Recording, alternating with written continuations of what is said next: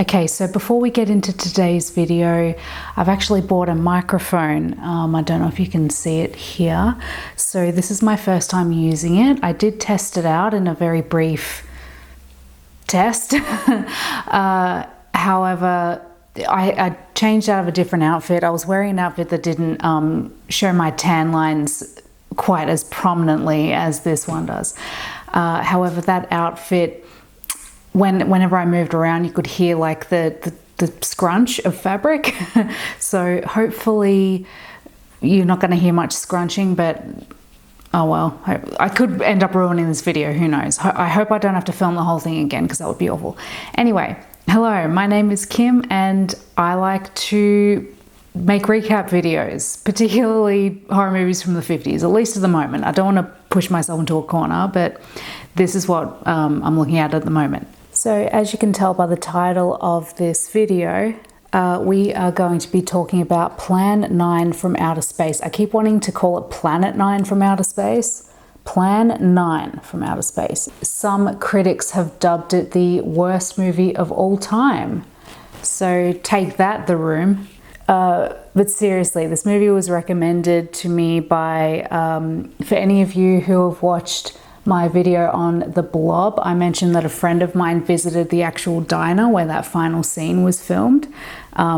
This is a movie recommendation from him, so thank you. Thank you if you're watching this. Oh, by the way, please like and subscribe and turn on notifications if you want to see more videos like this. Okay, so the movie begins with a narrator basically telling us what we're about to see, and I just thought I'd bring this up because it's very obvious that he's reading from a teleprompter, and I just thought that was funny. So the scene changes to a cemetery. So a funeral is taking place. The deceased is the wife of an old man. You can see him looking quite distraught and he's grieving, so of course he's looking just absolutely devastated. So the funeral ends and the mourners and the priest, they leave, and then the grave diggers come along to fill the grave with dirt. You know, they're burying the coffin. So while the grave diggers are doing their job, there's a plane flying overhead, and we are introduced to the pilots. There's Jeff Trent, who's the pilot, and Danny, his co-pilot. Now, while they're flying, they see a large flash of light and they see a UFO, or a flying saucer, I should say. They don't use the term UFO in this movie. They call it a flying saucer, so I'll stick with what the movie calls it. And this flying saucer actually lands in the cemetery, the very cemetery where we were at the start of the film. Coincidentally, that's right near Jeff Trent's house. So back at the cemetery, we actually see that the old man's wife has risen from the dead. As a little Easter egg, I thought I'd just point out, because this actress looks so familiar to me, but I couldn't place her. And her name is Maila Nurmi. I watched several videos on her name being said Maila Nurmi. I think I nailed it that time. And she plays Vampira if Vampira was the wife of an elderly rich man who came back from the dead.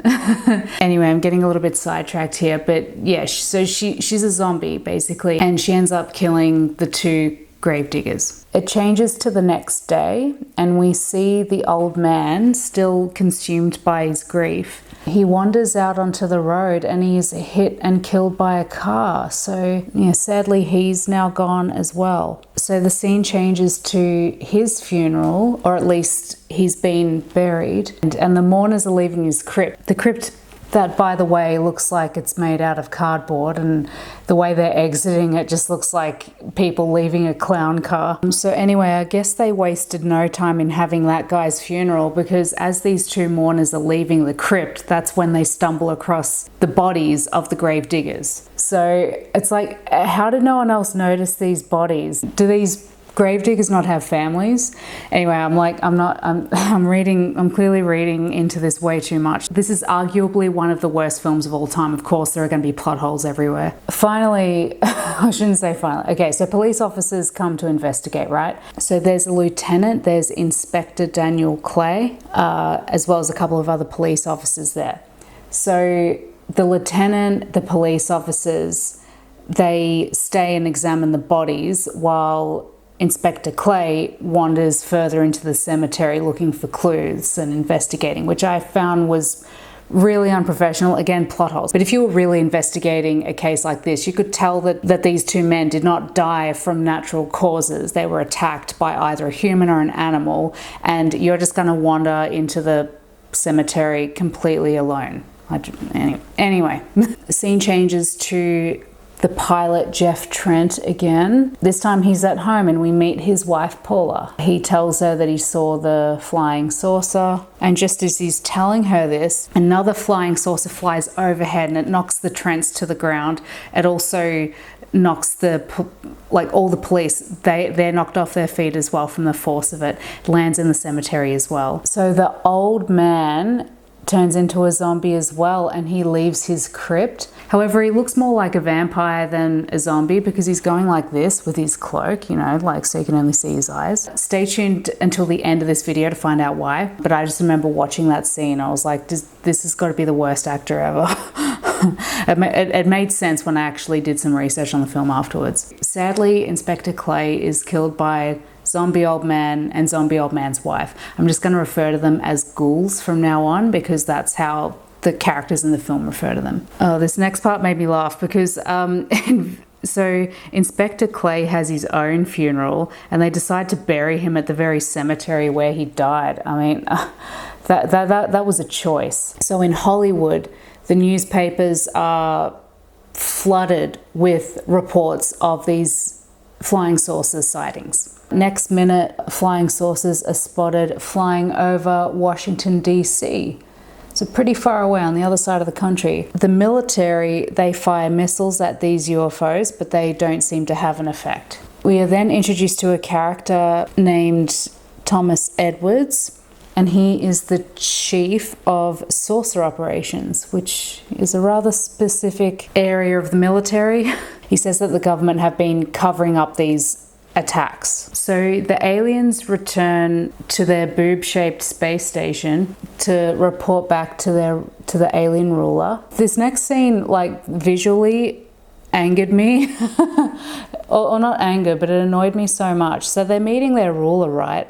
And in just about every movie you see where there's an important character, particularly like a ruler or a king or a very, very senior person, they're always, you know, it's always like a one-point perspective type of shot. That person will probably be sitting on a grand throne or chair or something. Sometimes there are even steps up to the throne, just so that they're very big and they dominate the entire room. And you know, we meet the alien ruler and he's just some guy sitting at a desk. And the desk isn't even that nice. Okay, so the two aliens who are reporting to the ruler, their names are Heiress and Tanner. And so the ruler says, oh, how are you going with, you know, making contact with the humans? And Heiress says, well, you know, we've radioed to them and stuff and we've been flying around and everything, but they still refuse to acknowledge our existence. So we've decided to go with Plan 9, which involves resurrecting the dead, because, you know, if you're an alien, you want humans to recognize your existence. What better thing to do than raise the dead? So jumping back to the Trents, Jeff leaves for work, leaving his wife Paula at home. She's getting ready for bed when all of a sudden the zombie old man, he breaks into her house and chases her to the cemetery. As she's running through the cemetery, she witnesses Inspector Clay rise from the dead. So there are 3 ghouls now instead of 2. She manages to escape to the woods, however she does faint. Thankfully, someone was driving along that road at the time and stopped to assist her. So she got away, basically, is what I'm saying. So the ghouls make their way onto Heiress and Tanner's spaceship, where they are taken back to the space station. So I guess so Heiress and Tanner can show off their handiwork, if you will, to their ruler. So we jump back to Thomas Edwards. I briefly mentioned him a moment ago. He's the chief of saucer operations, as you remember. he's at the Pentagon and he meets with the general. The general plays him a recording, and this is a recording that Eros actually had sent to Earth as a form of communication. I mean, he does ramble a little bit, but the gist of what he says is that they don't wish any harm on Earth or its inhabitants. However, with all the advancements in weaponry and technology, he's basically saying you guys are going to eventually come up with a weapon so powerful that it will destroy the entire universe, and we're just like warning you, like, don't do that. He also insinuates that if you don't heed our warning, we're going to have to stop you, because it's not just, it doesn't just affect you guys, it affects the whole universe. So yeah, it's going to affect us too. I think I'm going to have to fix up my eyeliner off camera. One sec. That's better, and hopefully I popped my mic back on properly. Oh, God help me. Okay, so the recordings coupled with the flying saucer sightings, the general sends Thomas Edwards to San Fernando, Los Angeles. Sends him to Los Angeles, where the majority of the alien activity is occurring. We go back to the space station, and side note, I kind of feel like the ruler's dressed like a Renaissance fair worker, like just that kind of tunic that he's got on with that symbol. It's very Renaissance fairy to me. Oh, in Australia we pronounce it Renaissance, not Renaissance, by the way. So Eros and Tanner are showing off their handiwork in the form of introducing the zombified Inspector Clay, just to show the ruler how Plan 9 is going. And that was all well and good until Inspector Clay goes rogue and starts attacking Eros. However, the ruler sees this as an absolute win, because he's like, wow, look how strong our zombies are. Yeah, go ahead with Plan 9 and create an army of the dead to march on Washington. So Edwards goes to the Trent's house to interview them about the sightings. Why he picks them, I don't know, considering they've received reports from everywhere. I guess because it's probably recorded that Jeff was the first one to see it, I don't know. Anyway, interviewing them about their sightings. I don't know how they didn't notice that a flying saucer landed in the cemetery again, but they don't. So the zombie old man leaves the spaceship, makes his way towards the Trent's house. So as well as Edwards, there's also the lieutenant. He's there interviewing them as well. And Officer Kelton, who's actually just in the driveway standing by the squad car. The old man zombie approaches him, starts attacking him. So he flees to the Trent's yard. Him and the lieutenant, they start shooting at this zombie, but bullets don't work. And at just that moment, Eros, I don't know, I guess he sees what's happening and for whatever reason decides to stop it, even though this is like their plan to take over the world with zombies. Again, doesn't really make sense. So he shoots a laser from their ship, like a long distance laser, that turns the old man zombie into a skeleton, or reduces him down to his skeletal form, if you will. Yeah, I think these lashes need throwing out. I try to reuse my lashes where I can, but it's really hard to get them to what they once were. Oh, God damn it. They just don't want to stick. Okay, so Edwards, the police, and the Trents, they decide to go investigate where the bright light came from, or the laser came from. They park the squad car, and for safety reasons, they decide to leave Paula in the car with Officer Kelton, you know, with her, sort of protecting her, while they go investigate. So Eros notices this, and believing that these men will be a hindrance to their plans, he sends the zombie Inspector Clay to kidnap Paula.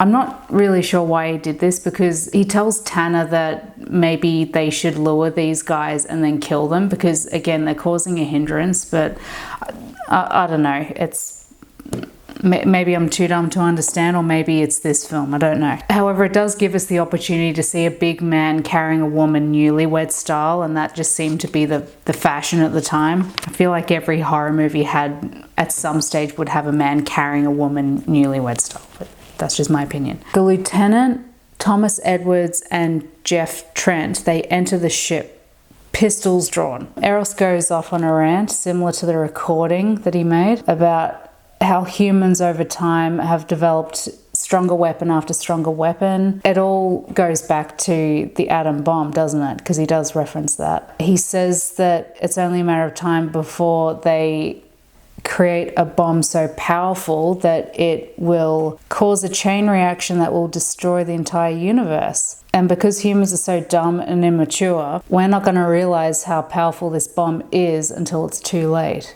So Jeff takes offense at being referred to as stupid and hits Eros in a badly timed sound effects kind of way. That's all I'm taking from you. Get back here, you fool!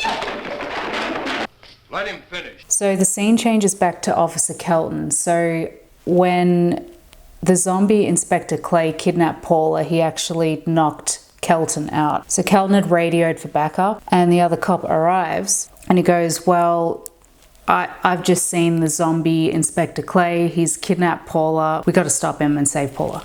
So they head towards the glowing light of the spaceship. They see Clay and they know that their guns won't work. So one of them has a bright idea to use a club instead. And apparently that works. They hit Clay on the back of the head with this club and it knocks him out and he drops Paula. So bullets don't work, but a thick piece of wood does. I had to switch off the camera again because my card was full. Okay. I can't wait to take these lashes off.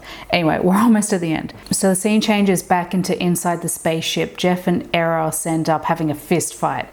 And during their brawl, they set a bunch of equipment on fire. So Tanner starts to launch the spaceship because they're trying to make their escape, right? So Edwards, the lieutenant, and Jeff, they end up fleeing the spaceship just in time, just as it's taking off. However, the fire spreads. I'm just going to insert a clip of the flying saucer on fire because I just thought it was funny. So it takes off, engulfed in flames. This flying saucer still manages to ascend into the sky where it eventually explodes. And with the destruction of the flying saucer, the two remaining zombies are reduced down to skeletons, and that's the end of the film. This movie really is terrible. I'm not surprised at all that it's considered the worst movie of all time, or at least it's definitely at least one of the worst movies of all time. There are plot holes. It's just really poorly done in a lot of ways. There are just very simple changes they could have made to make this film better than what it was. I won't get into it though. Just watch it if you want to watch it. But really, next week I have to do a good film. I just have to. I can't do another terrible film next week.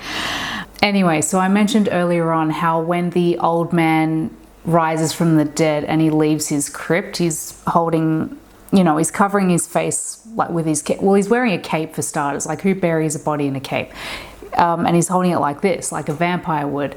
And that's because the actor, and I'm probably going to butcher his name, Bela Lugosi, he wasn't specifically working on this film. Like, basically what I'm getting at is Lugosi passed away, sadly. And it was during the filming of a couple of projects he was working on with the director of this film, Edward D. Wood Jr. And one of those projects that they were working on together was about a vampire. Wood decided to include footage from the vampire movie into this movie just so Lugosi could have a credit. I guess it was sort of like a homage to him, and I think that's really cool because you wouldn't want footage to go to waste. While I didn't research their relationship that much, apparently they were close friends, or at least that's what reports say. So I think that's kind of like a nice thing that Wood did to include Lugosi in this film. So while I'm doing my research on the behind the scenes, or the fun facts, if you will, about these movies, I definitely don't fully rely on Wikipedia. I will use it as a quick guide for certain things if I want to know who the director was or certain cast members were, and they always have the references section. So TV shows, books, media in general who have referenced this movie. And I'm a massive Seinfeld fan, and one of the most famous episodes of Seinfeld is the Chinese restaurant from season 2. So this was the movie that Jerry, George and Elaine were planning on seeing after having dinner at the Chinese restaurant. So I just thought that was a cool little Easter egg. Just a movie? You don't understand. This isn't plans 1 through 8 from outer space. This is plan 9. This is the one that worked. The worst movie ever made. So yeah, thank you all so much for watching. Have you guys seen this movie? Do you think you will see this movie? Once again, if you like this video, please like and subscribe. I would really appreciate it, and I can make more videos, and I will be talking to you all again next week. Bye.